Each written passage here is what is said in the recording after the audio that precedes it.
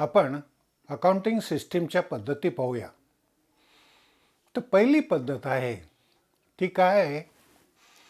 Conventional accounting system किंवा traditional accounting system. आता conveyance म्हणजेच तुमचं लक्षात असेल की सोयीनुसार, किंवा ट्रॅडिशनल म्हणजे परंपरेनुसार चालत आलेली. आता कन्व्हेन्शनल अकाउंटिंग सिस्टीम म्हणजे काय? Accounting convention means rules which common agreement are used. म्हणजे याच्यासाठी काही नियम नसतात.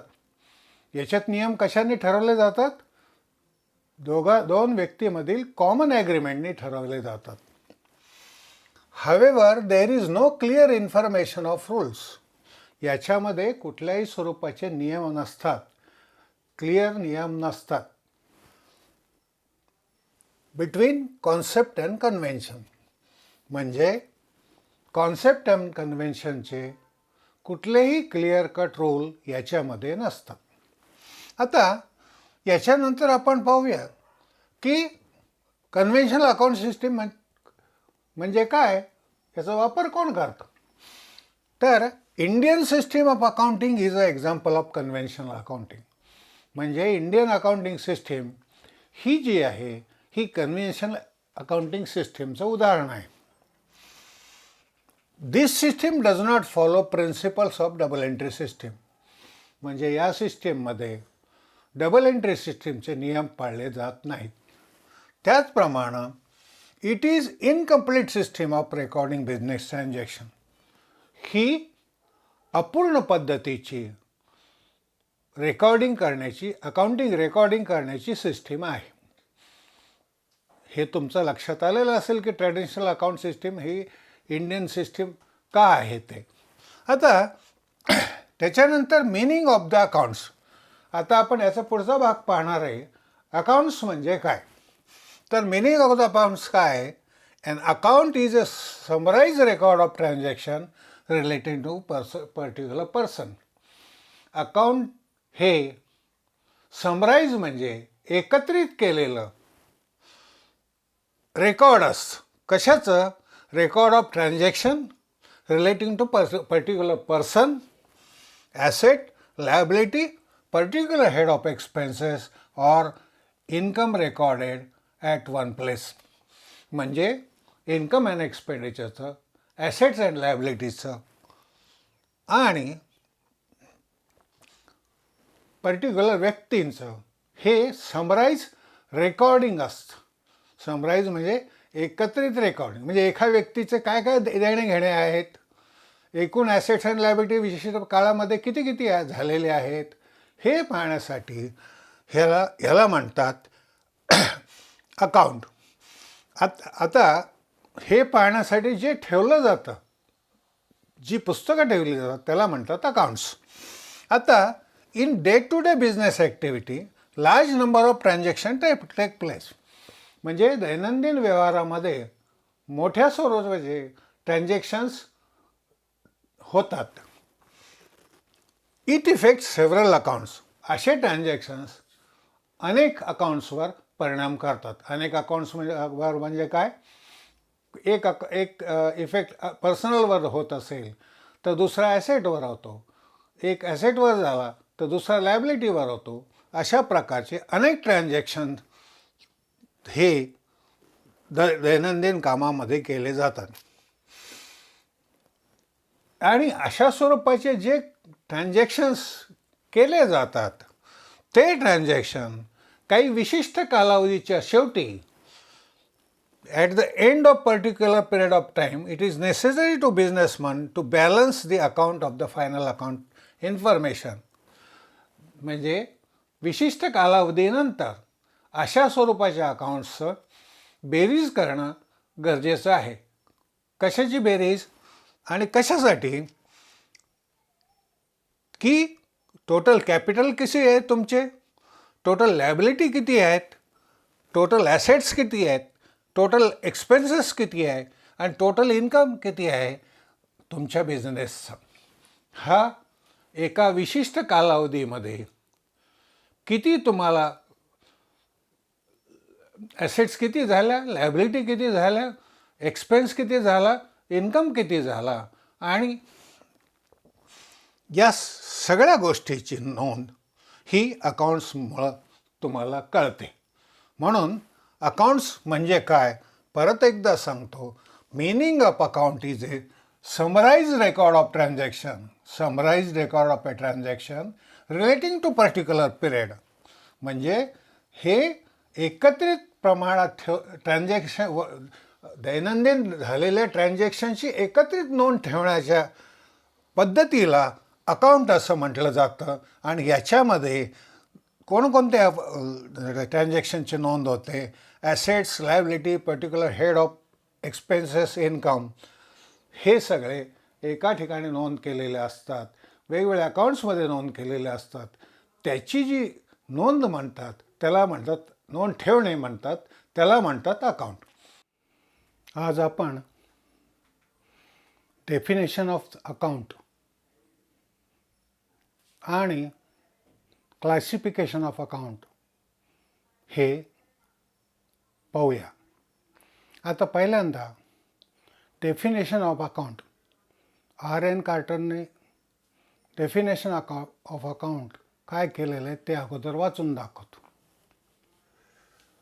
An account is a ledger record in summarized form of all transactions that have take place with the particular person or things specified.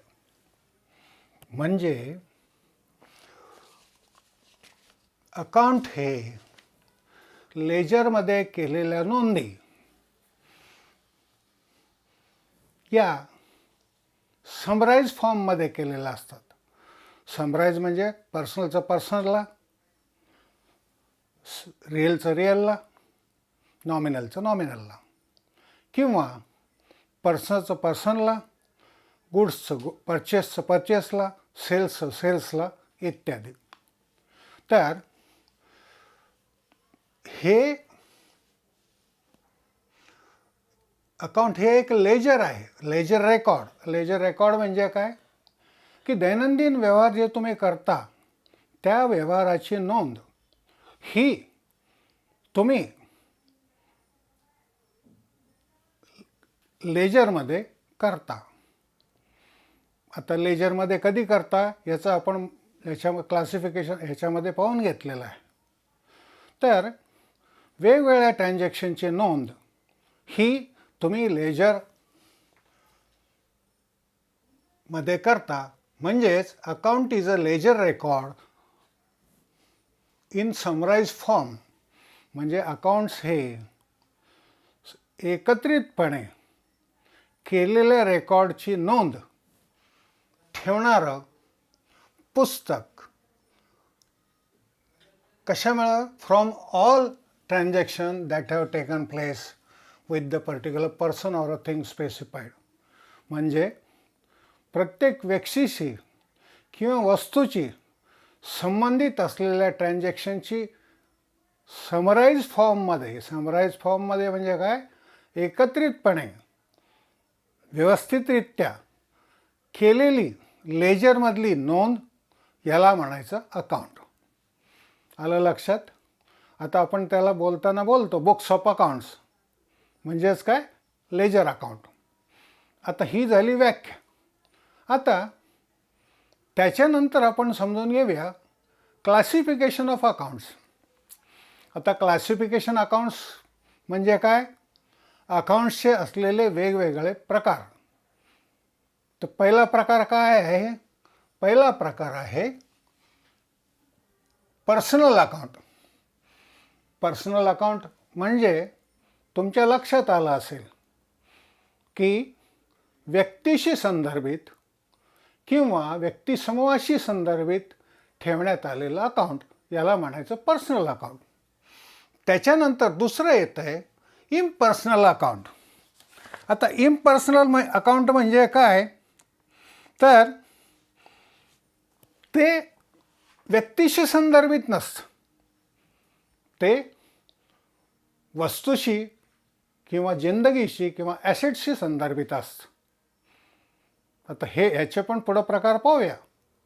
म्हणजे पहिलं झालं personal म्हणजे व्यक्तीशी संदर्भित, आणि दुसरं व्यक्तीशी संदर्भित नसलेलं परंतु जिंदगी जिंदगी म्हणजे ॲसेटशी संदर्भित असलेलं हे अकाउंट. म्हणजे पहिले अकाउंटचे दोन प्रकार झाले, पर्सनल आणि इम्पर्सनल. इम्पर्सनल म्हणजे पर्सनशी संबंधित नसलेले.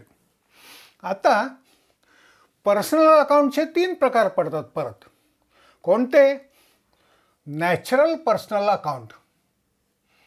नॅचरल पर्सनल अकाउंट म्हणजे काय?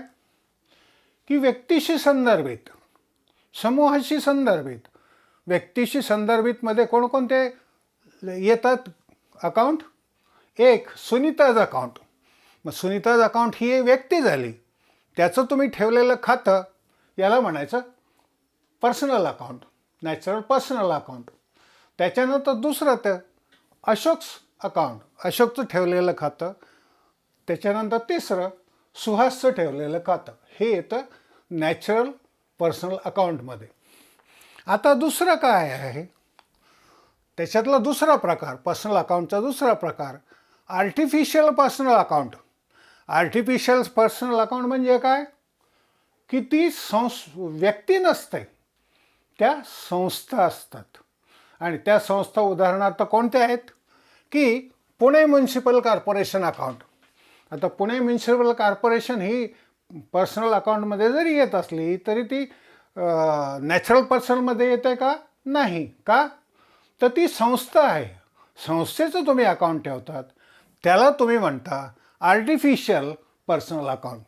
आता याच्यामध्ये कोणकोणते अकाउंट येतात? उदाहरणार्थ Pune municipal corporation account, Radhika sports club account, bank of India account. आता पर्सनल अकाउंटचा तिसरा प्रकार आहे representative personal account. Representative personal accounts म्हणजे काय? तर ते हे काही विशिष्ट व्यक्तीशी किंवा व्यक्तिसमूहाशी संदर्भित असतं. आता याच्यामध्ये कोणते अकाउंट्स येतात? तर account relating to outstanding expenses, prepaid expenses आणि इन्कम रिसिव्ड इन ॲडव्हान्स म्हणजे प्री रिसिव्ड इन्कम अकाउंट्स. हे 3 अकाउंट हे रिप्रेझेंटेटिव्ह पर्सनल अकाउंटमध्ये येतात. आता त्याच्यानंतर आपण पाहूया इम्पर्सनल अकाउंट म्हणजे काय? तर इम्पर्सनल अकाउंटचे मी सांगितलेलं तुम्हाला, एक वस्तूशी संदर्भित असलेलं म्हणजे त्याच्यामध्ये आलं की रिअल अकाउंट. आता रिअल अकाउंट आल्यानंतर तर रिअल अकाउंटमध्ये काय होतं तिथं की टँजिबल रिअल अकाउंट. टँजिबल म्हणजे काय? की असे ॲसेट्स जे टँजिबल आहेत. टँजिबल म्हणजे काय? जे स्पर्श करणारे आहेत, तुम्हाला ते जाणवणारे आहेत, तुम्हाला ते दिसणारे आहेत, त्याला म्हणायचं टँजिबल रिअल अकाउंट. आता ह्याच्यामध्ये काय आहे? कॉम्प्युटर हा तुम्हाला दिसतो, कॉम्प्युटरला तुम्ही स्पर्श करू शकता. त्याच्यानंतर कॅश ही तुम्हाला दिसते, ती तुम्ही मोजूही शकता. त्याच्यानंतर तिसरं मशिनरी अकाउंट. आता हे मशिनरी अकाउंट झाल्यानंतर इनटँजिबल रिअल अकाउंट. इनटँजिबल म्हणजे काय? की जे ॲसेट्स ज्याला तुम्ही स्पर्श करू शकत नाही, तुम्हाला पाहता येत नाही, परंतु त्याला मूल्य असतं, किंमत असते. उदाहरणार्थ गुडविल. गुडविल म्हणजे काय? त्या कंपनीचं नाव. आता त्या कंपनीचं नाव जे आहे त्या नावाला तुम्ही स्पर्श करू शकता का? नाही.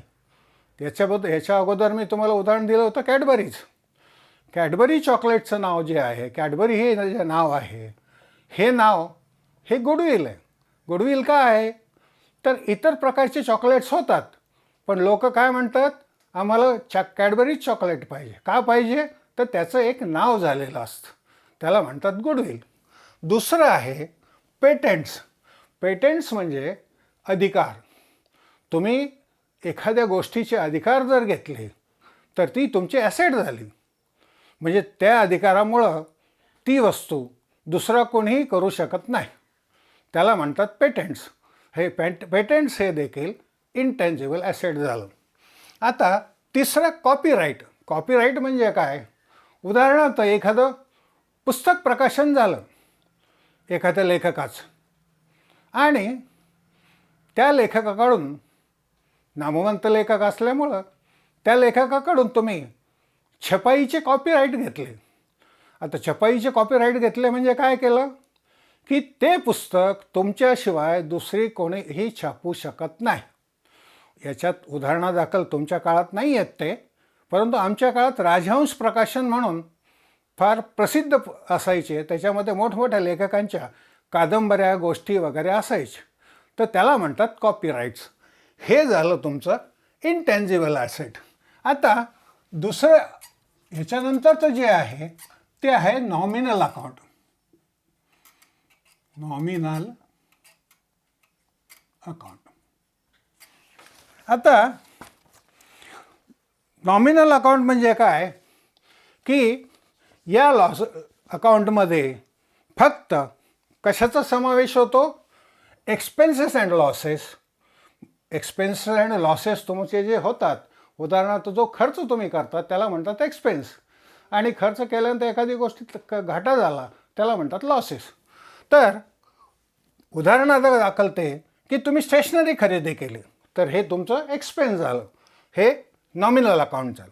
दुसरं परचेस अकाउंट. म्हणजे तुम्ही एखादी वस्तू खरेदी केली, गुड्स परचेस.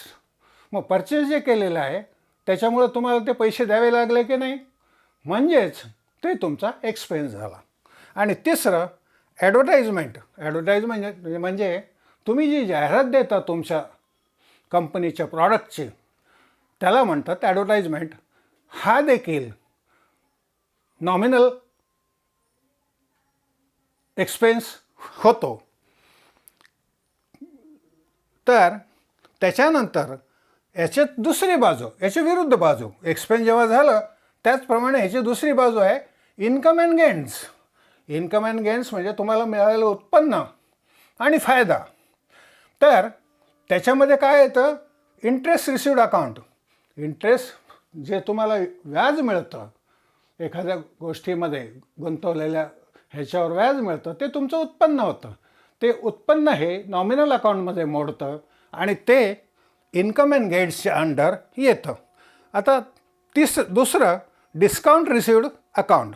आता डिस्काउंट रिसिव्ड अकाउंट म्हणजे तुम्ही ज्या वेळेला एखादी वस्तू खरेदी करता किंवा एखादं ट्रान्झॅक्शन करता, ते 100 रुपयाचं ट्रान्झॅक्शन झालं पण तुम्हाला तुमच्याकडनं त्यांनी फक्त 90 रुपये घेतले.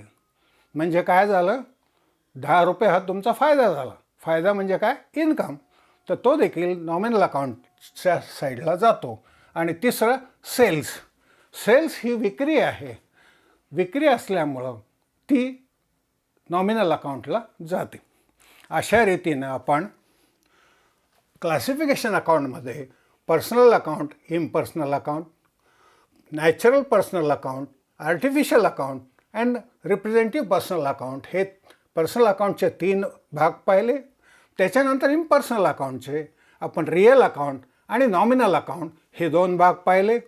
रिअल अकाउंट नंतर तुम्ही नॅचरल पर्सन अकाउंटमध्ये काय येतं, आर्टिफिशियल पर्सन अकाउंटमध्ये काय येतं, रिप्रेझेंटेटिव्ह पर्सनल अकाउंटमध्ये काय येतं, त्याचप्रमाणे इम्पर्सनलमध्ये रिअल अकाउंटमध्ये काय येतं, नॉमिनल अकाउंटमध्ये काय येतं.